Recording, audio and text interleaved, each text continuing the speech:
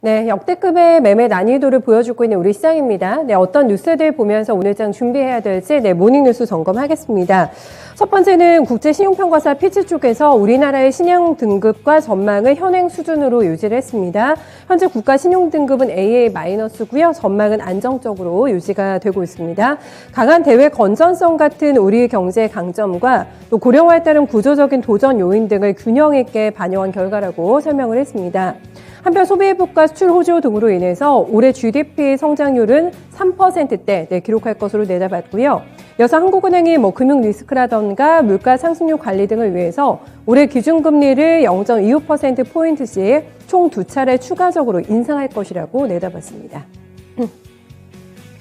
네, 다음 뉴스입니다. 이동걸 KDB산업은행 회장이 대우조선해양의 새로운 주인 찾기를 추진하겠다 이런 입장을 밝혔습니다.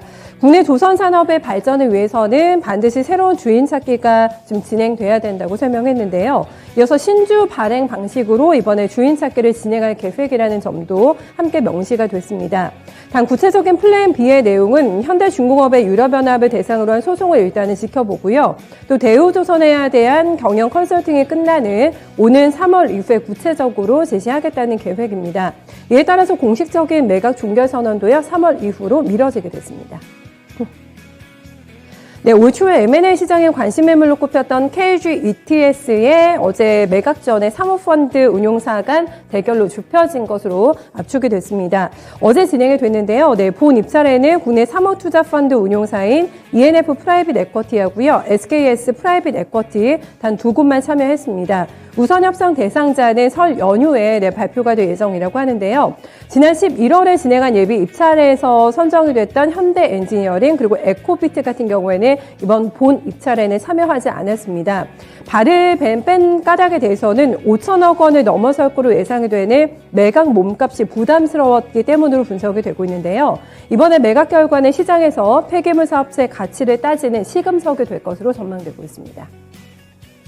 네, 다음은 대기업들 실적 내용 점검하겠습니다. 삼성중공업 실적 굉장히 안 좋았는데요. 지난해 영업 손실이 1조 3천억 원대가 기록이 됐습니다. 예상보다 많이 부진했고요. 매출은 전년 대비 3.5% 감소를 한 것으로 집계가 됐습니다.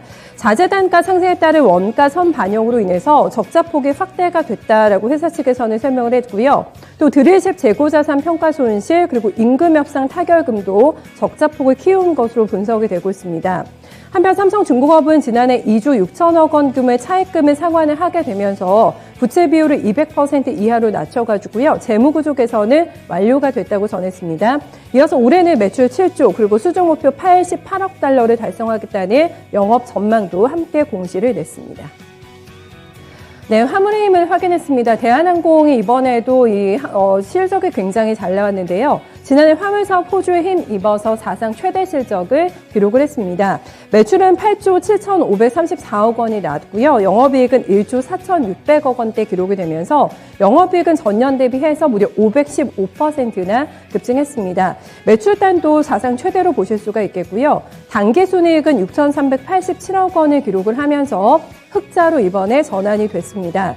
연말 성수기 수요가 증가하게 되면서 운임이 상승한 것이 주요했다라는 설명이고요. 특히 지난해 4분기 여객 같은 경우에도 무격리 입국 가능 지역이 확대가 되면서 전분기 대비해서 14% 성장한 것으로 확인됐습니다.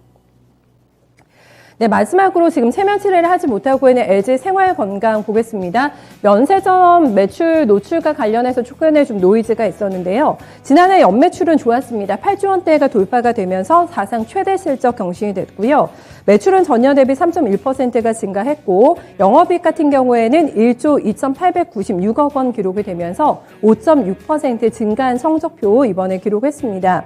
글로벌 경기 침체와 함께 지속되는 팬데믹으로 인해서 시장은 위축이 됐지만 럭셔리 화장품이 견고한 브랜드력을 바탕으로 해서 양호한 실적을 이어간 것으로 집계가 됐습니다. 특히 중국에서는 신규 채널 진입을 통해서 고객의 접점을 확대한 것도 호실적인 배경이라고 설명하고 있습니다.